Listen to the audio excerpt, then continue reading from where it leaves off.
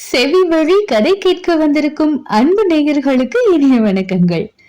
எழிலன்பு audio novels சேனலுக்கு உங்களை அன்புடன் வரவேற்கும் நான் உங்கள் பிரீத்தி திலீபன். கதை கேட்போம், காதுகளுக்கு இனிமை சேர்ப்போம்.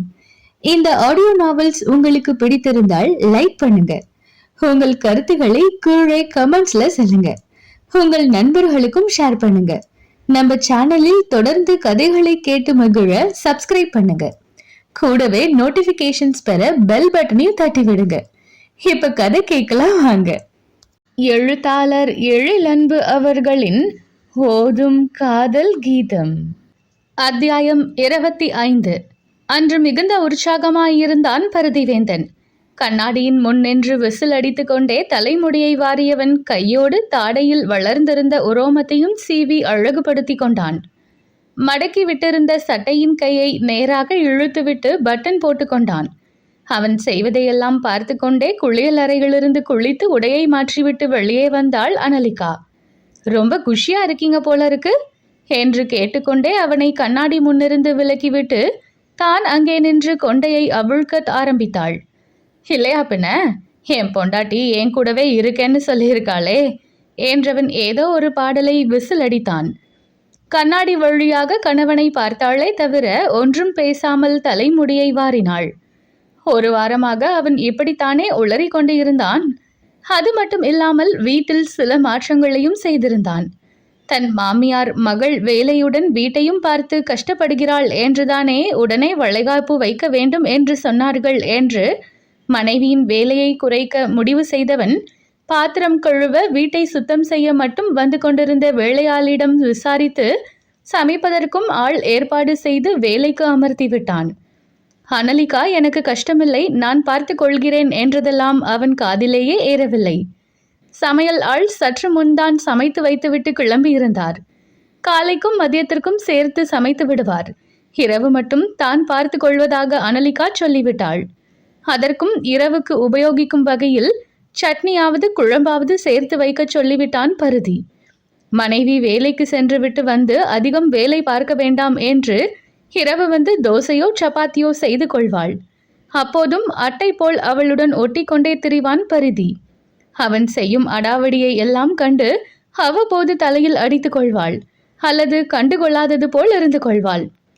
இப்போதும் அவன் ஆர்ப்பாட்டமாக கிளம்பி கொண்டிருக்க அவளோ அமைதியாக கிளம்பி வெளியே சென்று மேஜையின் மீதிருந்த உணவை தட்டில் எடுத்து வைத்தாள். அவனும் வந்து உண்ண அமர்ந்தவன், அனலி, இன்னைக்கு உனக்கு ஒரு சர்ப்ரைஸ் இருக்கு, என்னன்னு கெஸ் பண்ணு என்றான். இட்லியை பெய்த்து வாயில் போட்டுக்கொண்டவள், எனக்கு கெஸ் பண்ணலாம் மூடில்ல, நீங்களே சொல்லுங்க என்றாள். என்ன, சின்ன ட்ரை கூட பண்ணாம பொசுக்குன்னு இப்படி சொல்லிட்ட என்று உதட்டை பிதுக்கினான். அதான் சொன்னனே, நீங்கள் என்ன செய்வீங்க என்ன கேட்பீங்கன்னே எனக்கு தெரியாது, அப்புறம் நான் என்னன்னு கெஸ் பண்ண என்று தோளை குலுக்கி கொண்டாள். குத்தி காட்டாம உன்னால் இருக்கவே முடியாதா என்று முகம் சுருக்கி கேட்டான். முடியாது என்றாள் அலட்சியமாக. ராட்சசி என்று பல்லை கடித்தவன், நான் இப்போ ஹாப்பி மூட்ல இருக்கேன், அதை ஸ்பாயில் பண்ணாத என்றான். அப்போ வேற எதுக்கும் வாயை திறக்காம சாப்பிட்டு கிளம்புற வழியை பாருங்க என்றாள். அவனும் பேச்சை வளர்க்க விரும்பாமல் அமைதியாக கிளம்பினான். மருத்துவமனையில் அவளை இறக்கி விடும்போது மீண்டும் கேட்டான், நிஜமாவே சின்ன கெஸ் கூட இல்லையா? என்ன விஷயம், எதுக்காக கேட்குறீங்கன்னு ஒன்றும் புரியாம என்னைய என்ன கெஸ் பண்ண சொல்றீங்க? எந்த விஷயத்துக்காகன்னு சொல்லுங்க, வேணும்னா நான் கெஸ் பண்ணி சொல்றேன் என்றாள். போடி, அதை சொல்றதுக்கு நான் சொல்லாமலே இருக்கலாம் என்று அழுத்து கொண்டான். நீங்க தான் எனக்கு சர்ப்ரைஸ் கொடுக்க போறேன்னு சொன்னீங்கல்ல, அதை நீங்களா சொன்னாதான் எனக்கு சர்ப்ரைஸ். நானே கெஸ் பண்ணி சொல்லிட்டா அதில் என்ன சர்ப்ரைஸ் இருக்கு?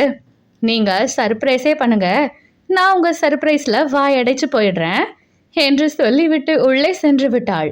அன்று இரவு வேலை முடிந்து வெளியே வந்த அனலிகா தனக்காக காத்திருந்த கணவனை கண்டு அவள் சொன்னது போல் வாயடைத்துதான் போனாள். கண்களை விரித்து நம்ப முடியாமல் தன்னை பார்த்த மனைவியை புன் சிரிப்புடன் பார்த்து கொண்டே தான் அமர்ந்திருந்த காரின் கதவை திறந்து இறங்கினான் பரதிவேந்தன். அவள் அருகில் வந்து தோளின் மீது கை போட்டு, எப்படி என் சர்ப்ரைஸ் என்று தங்கள் முன் இருந்த சிவப்பு நிற காரை காட்டி கேட்டான். நிஜமாவே கார் வாங்கிட்டீங்களா என்று வியப்புடன் கேட்டாள். எஸ்டி நர்ஸே, வா வா முதல்ல கார்ல ஏறு என்று அழைத்து போய் கதவை திறந்துவிட்டு அவளை அமர வைத்தவன் சுற்றி வந்து டிரைவர் இருக்கையில் அமர்ந்தான். கார் எப்படி இருக்கு? உனக்கு கலர் பிடிச்சிருக்கா? நீ சொன்ன ரெட் கலர் தான் வேணும்னு கேட்டு வெயிட் பண்ணி வாங்கின என்று பேசிக்கொண்டே காரை எடுத்தான். அவள் காரை பார்ப்பதை விட கணவனை தான் வியப்பாக பார்த்து கொண்டு இருந்தாள். என்னடி, கார் எப்படி இருக்குன்னு கேட்டேனே, சொல்லவே இல்லை. இந்த கலர் பிடிக்கலையா என்று கவலையுடன் கேட்டான். கலருக்கு என்ன, அது நல்லாதான் இருக்கு என்றாள். ஆனா உன்கிட்ட சின்ன சந்தோஷம் கூட இல்லையே. கார் வாங்கினது பிடிக்கலையா, இல்ல உன்கிட்ட சொல்லாம வாங்கிட்டேன்னு கோபமா என்று கேட்டவனுக்கு எதுவும் சொல்லாமல் அமைதியாக இருந்தாள். என்ன அனலி என்று அவன் மீண்டும் கேட்க, கார் வாங்கினதுல முதல்ல உங்களுக்கு சந்தோஷமா என்று அமைதியாக கேட்டாள். அவள் புறம் திரும்பி கேள்வியாக பார்த்துவிட்டு மீண்டும் சாலையை பார்த்தான். ஏன் அப்படி கேட்குற? சந்தோஷமாதான் வாங்கியிருக்கேன் என்றான். நிஜமாவா? அப்போ உங்க பயம் எல்லாம் போயிருச்சா என்று கேட்டவளுக்கு இப்போது அவன் உடனே பதில் அளிக்கவில்லை. அவன் இவ்வளவு நாட்களும் கார் வாங்காமல் இருந்ததன் காரணமே அவனின் பயம்தான். கார் விபத்தில் நேகா இறந்ததிலிருந்து அவனுக்கு கார் ஓட்டுவது என்றாலே பயம் என்று அவளுக்கு நன்றாகவே தெரியும்.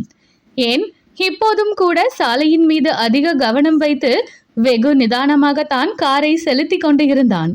அதுவே இன்னும் அவனின் பயம் முழுதாக போகவில்லை என்பதை அவளால் புரிந்து கொள்ள முடிந்தது. இன்னும் பயம் முழுதாக போகாத நிலையில் ஏன் கார் வாங்க வேண்டும் என்ற கேள்வி எழுந்தது. அதனை அவனிடமே கேட்டாள். ஏன்? என்ன ஏன்? இன்னும் எத்தனை நாள் தான் உன்னை பைக்லேயே கூட்டிட்டு போக முடியும்? தினமும் உன்னை பைக்ல கூட்டிட்டு வரும்போதெல்லாம் எனக்கு எவ்வளவு பதற்றமா இருக்கும் தெரியுமா? இப்பவே வயிறு பெருசா ஆகிருச்சு. இனி உன்னை பைக்ல அலைய வைக்க கூடாதுன்னு தான் கார் வாங்கிட்டேன் என்றான். சில நொடிகள் மௌனமாக இருந்தவள், நான் உங்க பயம் போயிருச்சான்னு கேட்டேன் என்றாள். பயம் அது இன்னும் இருக்குதான். இப்ப கூட உன்னை பத்திரமா வீட்டுக்கு கூட்டிட்டு போயிடணும்னு தவிப்போட தான் கார் ஓட்டிட்டு இருக்கேன். ஆனா இந்த பயத்தையும் நான் தாண்டி வந்துதானே ஆகணும் என்றான். எனக்காகவா என்று மெல்ல கேட்டாள். இப்போதைக்கு உனக்காக தான், ஆனா எப்போதும் நமக்காக. நீ, நான், நம்ம புள்ளன்னு வரும்போது ஒரு குடும்ப தலைவனா என்ன சில விஷயங்களை மாற்றிக்கொள்ளதா வேணும்னு நல்லா புரிஞ்சுக்கிட்டேன் என்றான். எப்படி இந்த புதிய அக்கறை மாற்றம் என்று கேட்க வந்தவள் அதை சட்டென்று தனக்குள்ளேயே முழுங்கி கொண்டாள். அவன் கார் ஓட்டும்போது அவனை கோபப்படுத்தி பார்க்க வேண்டாம் என்று தன்னையே அமைதிப்படுத்தி கொண்டாள். ஆனால் அவள் கேள்விக்கான பதிலை விரைவிலேயே அவள் அறிந்து கொள்ள நேர்ந்தது. அன்று அவளுக்கு மருத்துவரை சந்திக்க வேண்டிய நாள். அதோடு ஸ்கேனும் எடுக்க சொல்லி இருந்தார் மருத்துவர்.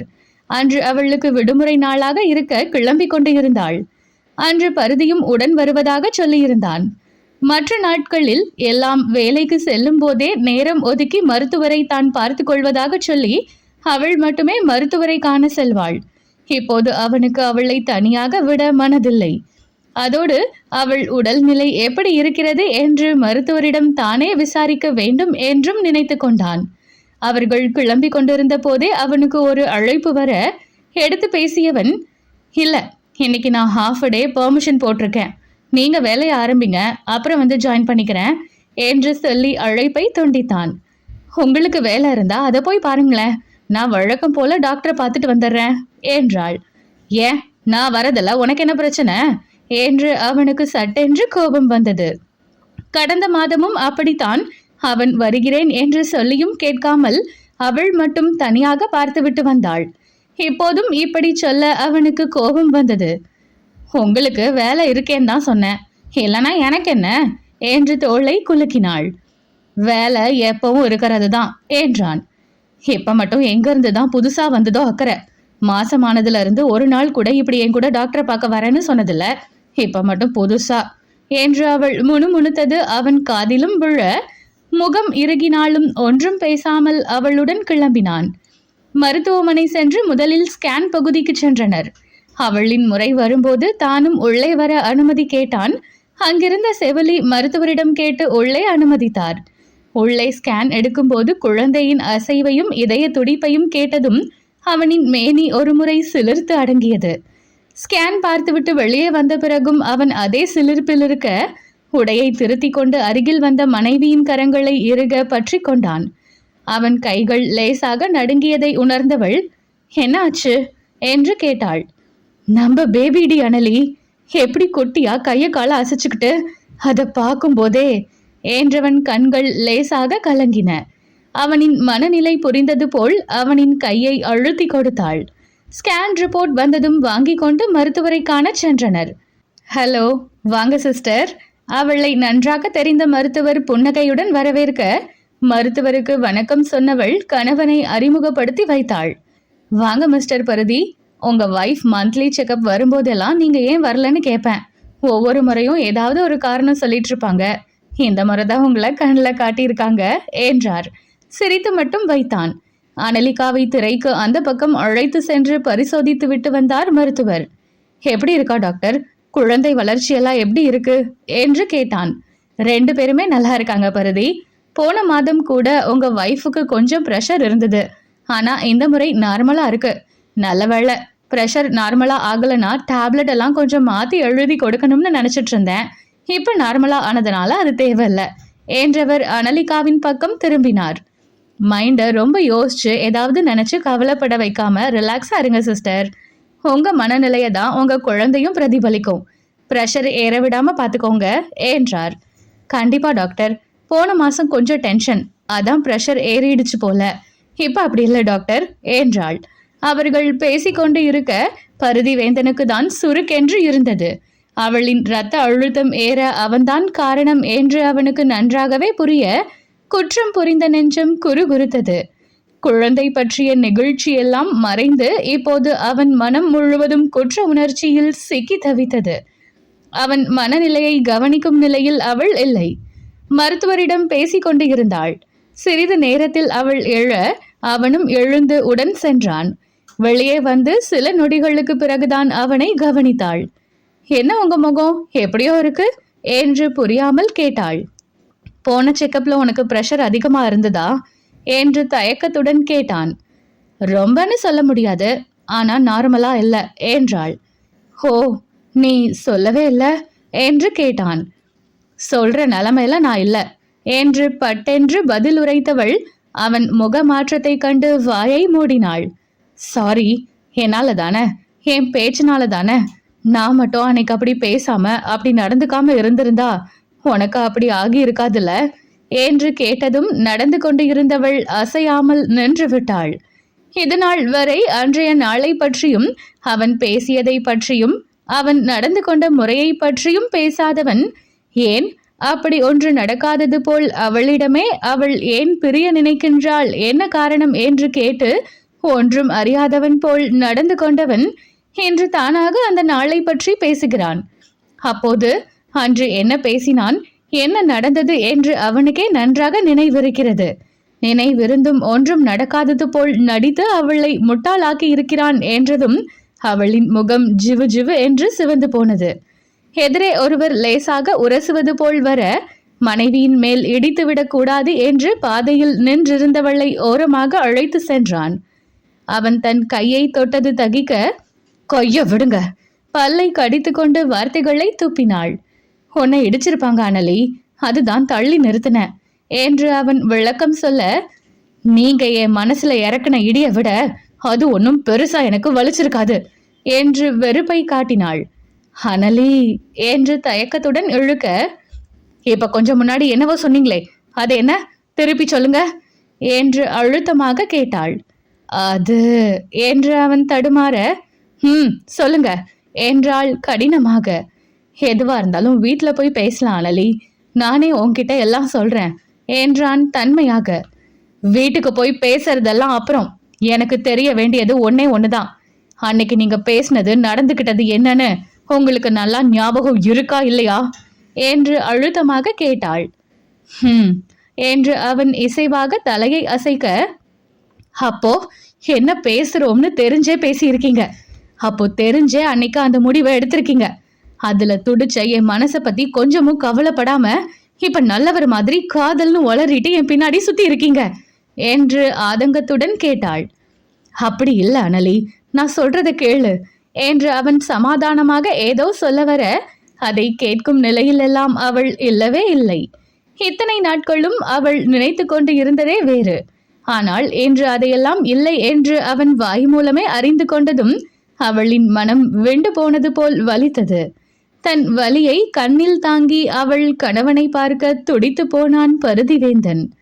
அவசரப்பட்டு எந்த முடிவுக்கு வந்துராத அனலிமா, பிளீஸ் டி, நான் சொல்ல போறத பொறுமையா கேளு என்று கெஞ்சினான்.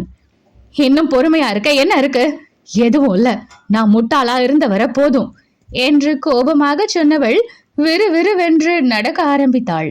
அதிர்ந்து போனவன், அனலி, அனலிமா என்று பின்னால் ஓடி அவள் கையை பற்றினான். அப்போது எதிரே வந்த ஒரு செவிலி, ஹலோ பாரதி சார், எங்க டாக்டர் பார்க்கவா வந்தீங்க? இன்னைக்கு உங்க அப்பாயின்மெண்ட் பார்த்த மாதிரி ஞாபகம் இல்லையே என்று கேட்க அவன் அவளுக்கு பதில் சொல்லும் முன், என்ன அப்பாயின்மெண்ட், எந்த டாக்டரை பார்க்க என்று கேட்டாள் அனலிகா. அவளை அந்த செவிலி புரியாமல் பார்க்க, என் வைஃப் இங்கதான் எமர்ஜென்சி வார்ட்ல நர்ஸா இருக்காங்க என்றான் பருதிவேந்தன். ஓ அப்படியா, சாரி, நான் அந்த வார்ட் பக்கம் போகாததால உங்களை தெரியல, நான் வேலைக்கு புதுசும் கூட என்று அனலிகாவை பார்த்து சொன்னவள், என்ன சார், எத்தனை முறை டாக்டரை பார்க்க வந்திருக்கீங்க, நாமளும் பேசி இருக்கோம், ஒரு முறை கூட உங்க வைஃபும் இந்த ஹாஸ்பிட்டல்ல தான் வேலை பார்க்கறாங்கன்னு நீங்க சொல்லவே இல்லையே என்றாள். அவன் அவளுக்கு என்ன பதில் சொல்வது என்று புரியாமல் தடுமாற, இவர் எந்த டாக்டரை பார்க்க இங்க வந்தாருன்னு கொஞ்சம் சொல்ல முடியுமா சிஸ்டர் என்று பல்லை கடித்து இழுத்து பிடித்த பொறுமையுடன் கேட்டாள் அனலிகா. அவள் பேசிய முறை எதிரே இருந்தவளை தடுமாற வைக்க பருதியை அவள் கேள்வியுடன் பார்த்தாள். நீங்க போங்க சிஸ்டர், நான் சொல்லிக்கிறேன் என்றதும் தான் ஏதோ அவசரப்பட்டு பேசிவிட்டோம் என்ற எண்ணத்துடன் அவ்விடம் விட்டு நகர்ந்தாள் அச்செவிலி. இப்ப ஏன் அவங்கள போக விட்டீங்க? அப்படி என்ன இன்னும் என்கிட்ட இருந்து மறைக்கிறீங்க என்று ஆத்திரத்துடன் கணவனிடம் கேட்டாள். இப்ப என்ன தெரியணும் உனக்கு? நான் தான் சொல்றேன்னு சொல்றேன்ல, பொறுமையா இரு என்றான். இன்னும் என்ன பொறுமையா இருக்கிறது, நீங்க மறைச்சதெல்லாம் பத்தாதா என்று எரிச்சல் அடைய, இப்ப என்ன, நான் எந்த டாக்டரை பாக்குறேன்னு உனக்கு தெரியணுமா? இங்க நான் ஒரு மனநல டாக்டர் கிட்ட ட்ரீட்மெண்ட் பார்த்துக்கிட்டு இருக்கேன், சொல்லிட்டேன், போதுமா என்றான் பருதிவேந்தன்.